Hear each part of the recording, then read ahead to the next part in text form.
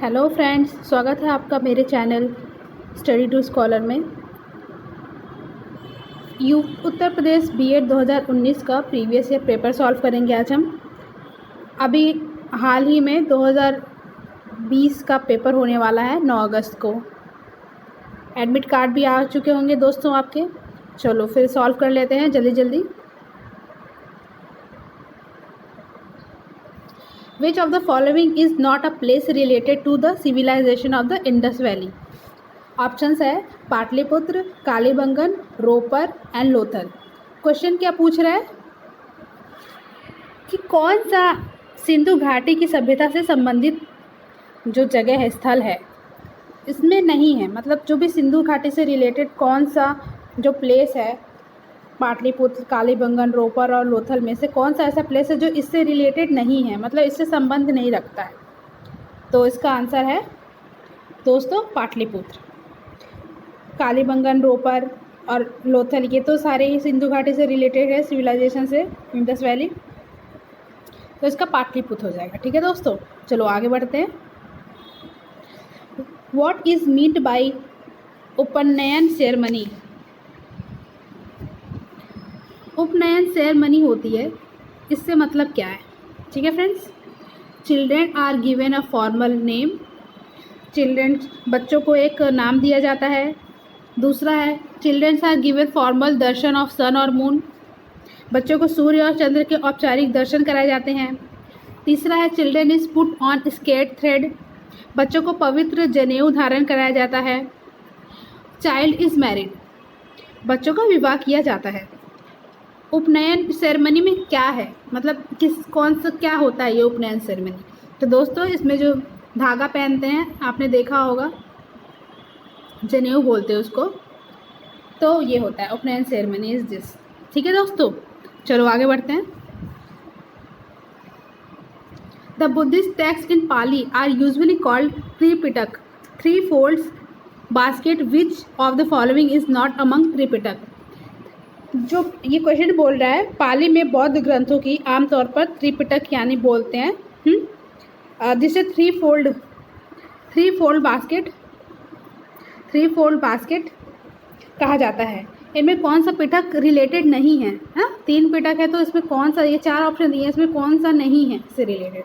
Option A Abhidhamma पिटक, सुत पिटक, उपासक पिटक, विनय पिटक। कौन सा ऑप्शन होगा फ्रेंड्स? उपासक पिटक रिलेटेड नहीं है। ठीक है फ्रेंड्स, चलो आगे बढ़ते हैं।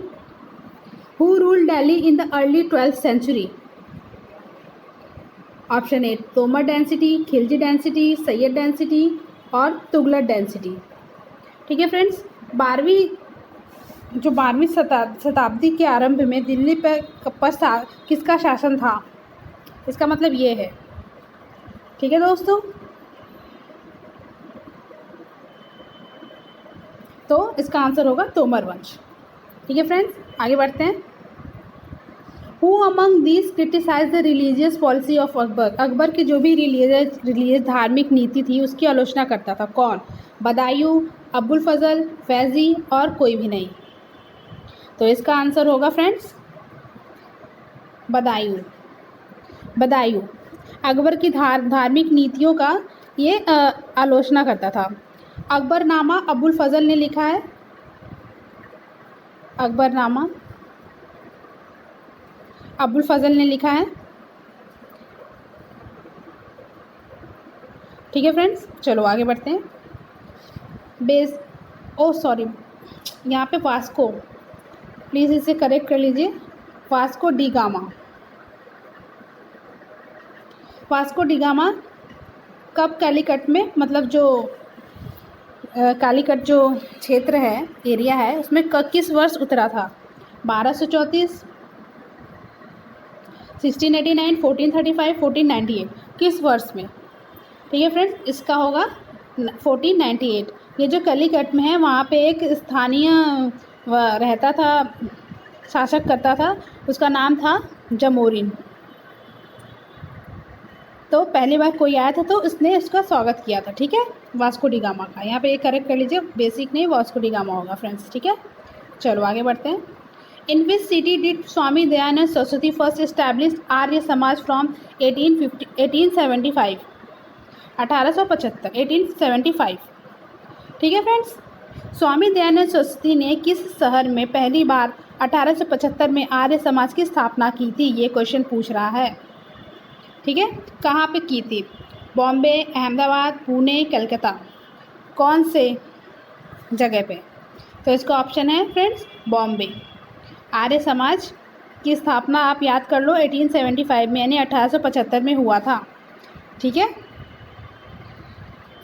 दयानंद सरस्वती द्वारा एक और इन्होंने रचना की थी जिसका नाम है सत्यार्थ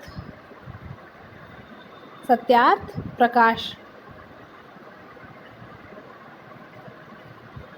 जो कि आर्य समाज का मूल ग्रंथ बोलते हैं, सत्यार्थ प्रकाश को। ठीक है फ्रेंड्स, चलो आगे बढ़ते हैं। Who was the Indian leader who started the movement of political reform in India? Option है सुब्रमण्यम अय्यर, राजा राम मोहन राय, आनंद चरुल और महात्मा गांधी। भारत में राजनीतिक सुधारों के लिए आंदोलन शुरू करने वाले भारतीय नेता कौन थे? मतलब जो भी मूवमेंट, जो भी आंदोलन हुए, वो पहले इंडियन लीडर कौन थे? तो इसका आंसर क्या होगा दोस्त? राजा राम मोहन राय। ठीक है, सबसे पहले इन्होंने स्टार्ट किया था मूवमेंट्स पॉलिटिकल रिफॉर्म के लिए। ठीक है, चलो आगे बढ़ते हैं। Which region of south Africa was reached by Mahatma Gandhi steam powered ship? का नाम था SS सफारी। ठीक है, कहाँ पे मतलब पहली बार महात्मा गांधी अफ्रीका के मतलब कहाँ पे पहुँचे थे, कौन सी जगह पे? ऑप्शन है Johannesburg, Durban, Cape Town, port Elizabeth. तो महात्मा गांधी भाप से चलने वाले जहाज़ जो कि SS सफारी है, इससे गए थे साउथ अफ्रीका। वहाँ पे किस जगह पे उतरे थे? जोहान्सबर्ग, डरबन, केप टाउन और पोर्ट एलिजाबेथ। तो ऑप्शन है दोस्तों डरबन। ठीक है फ्रेंड्स, आगे बढ़ते हैं। Who among the following first propose the suggestion of constituent assembly in 1935? पहली बार किसने सजेशन किया था कॉन्स्टिट्यूएंट असेंबली के लिए 1935 में? MK गांधी, महात्मा गांधी, जवाहरलाल नेहरू, JP नारायण या MN रॉय? किसने? तो दोस्तों इसका ऑप्शन हो जाएगा MN रॉय। ठीक है फ्रेंड्स, अच्छा फ्रेंड्स, उस समय ठीक है, MN रॉय ने 1900 किस समय किया था? 1935। ठीक है फ्रेंड्स, चलो आगे बढ़ते हैं। Who was the first speaker of constituent assembly? पहला कॉन्स्टिट्यूएंट जो भी अध्यक्ष था संविधान सभा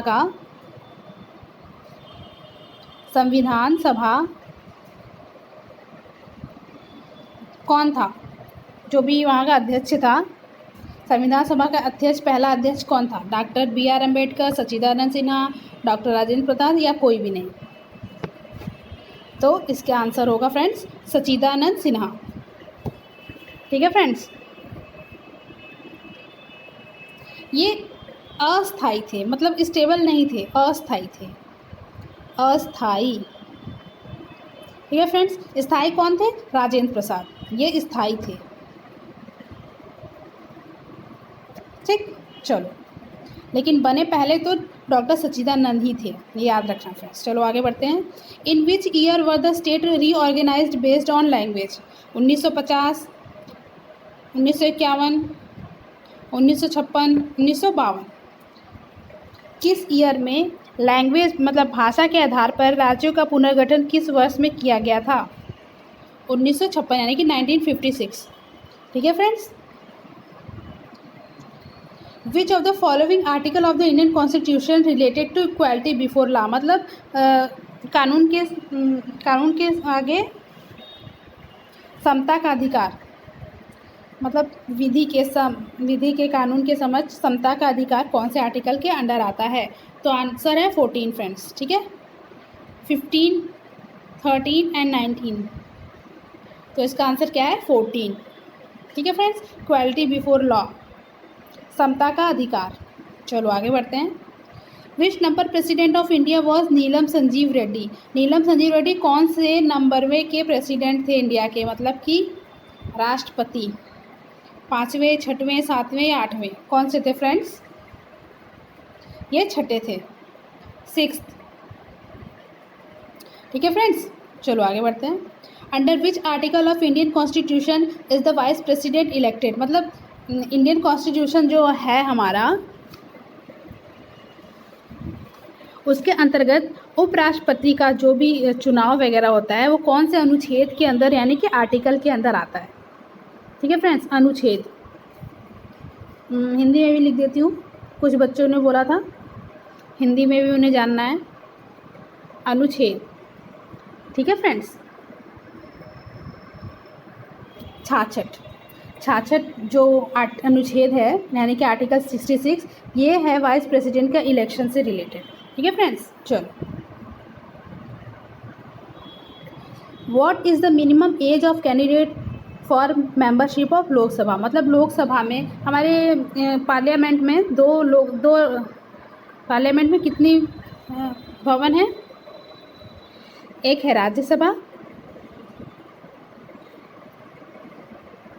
एक है लोकसभा। ठीक है फ्रेंड्स, तो लोकसभा जो है इसमें पूछ रहा है कि कैंडिडेट जो भी होंगे वो उनकी मिनिमम एज क्या होगी? 21, 18, 25, 20, 30। तो दोस्तों यहाँ पे 25 होगा। ठीक है फ्रेंड्स, और राज्यसभा में, जो राज्यसभा होता है, राज्यसभा में 30। ठीक है फ्रेंड्स, लोकसभा में 25, राज्यसभा में 30 उम्र होनी चाहिए वहाँ पे उसमें उसका कैंडिडेट बनने के लिए। ठीक है, आगे बढ़ते हैं। How many ministers can be in the union cabinet of India? जो केंद्रीय मंत्रिमंडल होता है अधिकतम उसमें कितने मंत्री हो सकते हैं? ऑप्शन ए 15% ऑफ मतलब जितने भी लोकसभा के मेंबर होते हैं, मान लो 540 या 45, 500, मान लो 552। हाँ, इसका 15 कितना परसेंट? 15% ऑफ टोटल लोकपाल और 10% ऑफ द नंबर ऑफ 10% या 20 या 5? तो इसका ऑप्शन है फ्रेंड्स 15। जितने भी टोटल होंगे मतलब कुल संख्या का 15%। ठीक है फ्रेंड्स, चलो आगे बढ़ते हैं। Which of the following is the appointing authority of India of which state in India? मतलब कि भारत में किसी राज्य के राज्यपाल का नियुक्ति प्राधिकारी निम्नलिखित में से कौन होता है? मतलब प्राधिकारी की नियुक्ति किससे होता है? प्रेसिडेंट करता है, चीफ मिनिस्टर, प्राइम मिनिस्टर और चीफ मिनिस्टर। गवर्नर जो है यहाँ के, authority of the government of the which Indian state, उनको कौन अपॉइंट करता है? तो प्रेसिडेंट फ्रेंड्स। ठीक है, चलो आगे बढ़ते हैं। Who certifies a bill to be a currency bill in Indian state?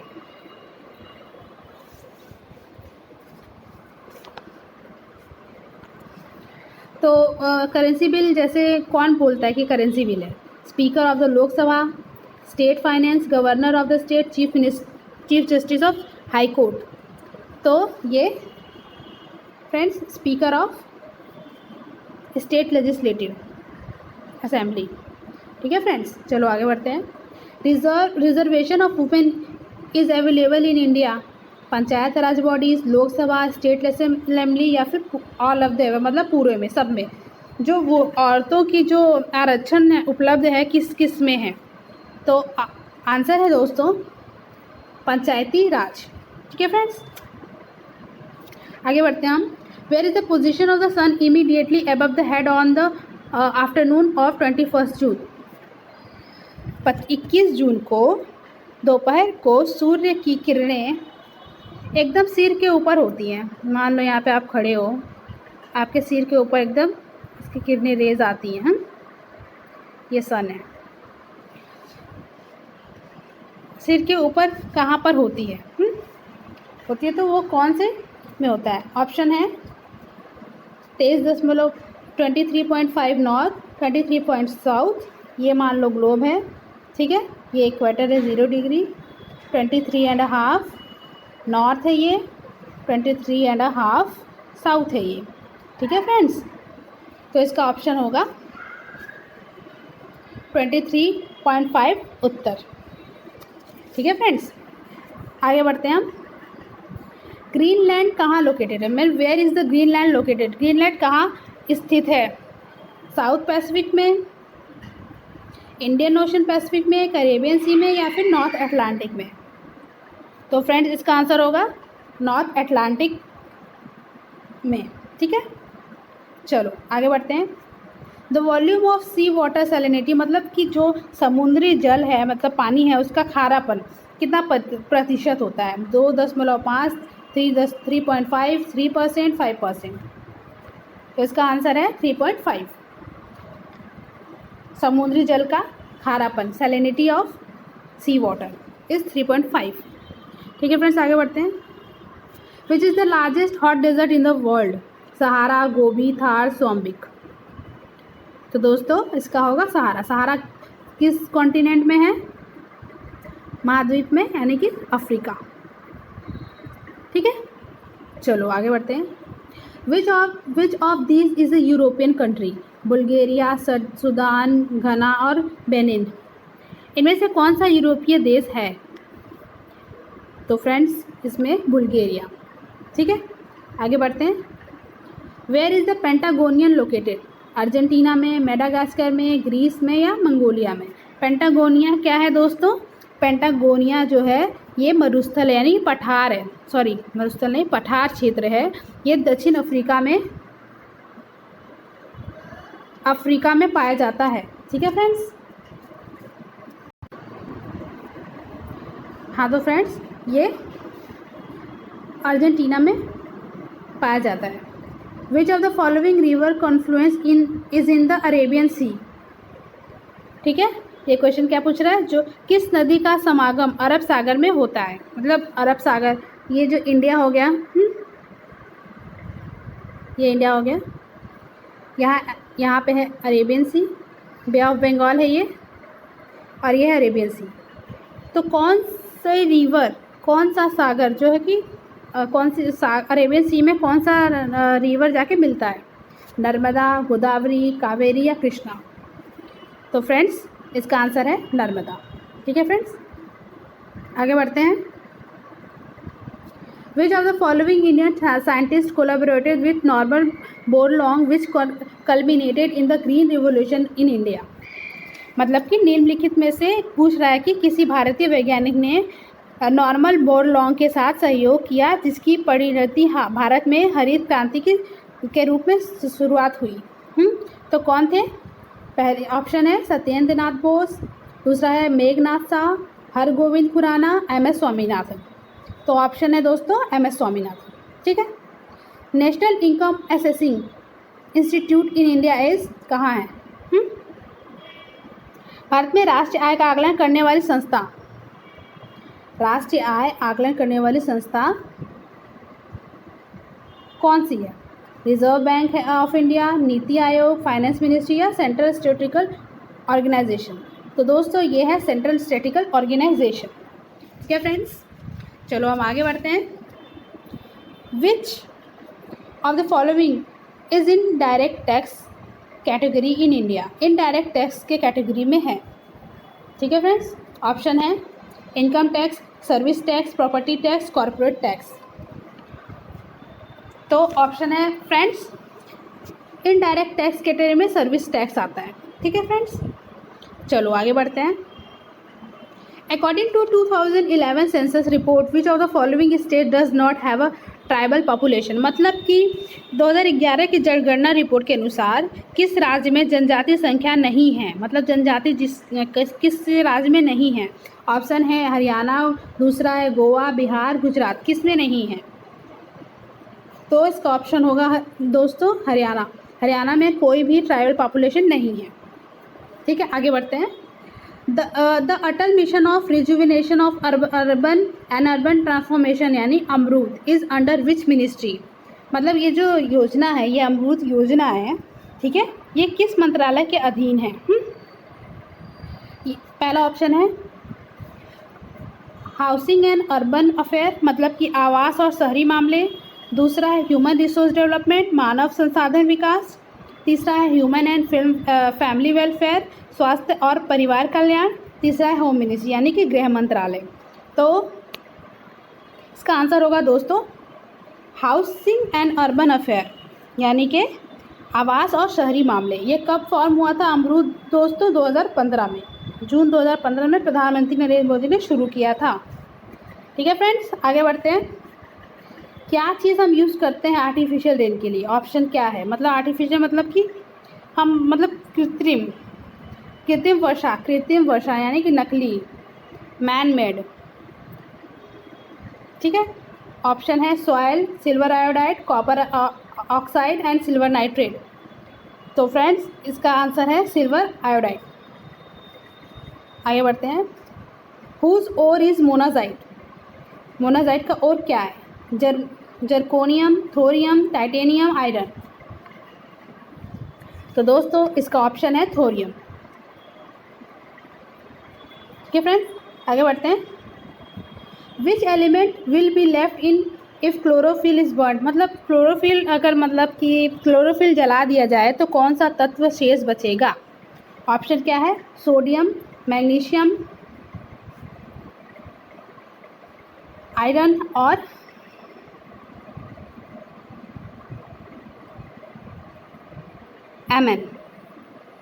Magnesium. ठीक है फ्रेंड्स, ऑप्शन होगा इसका मैग्नीशियम बच जाएगा। ठीक, आगे बढ़ते हैं।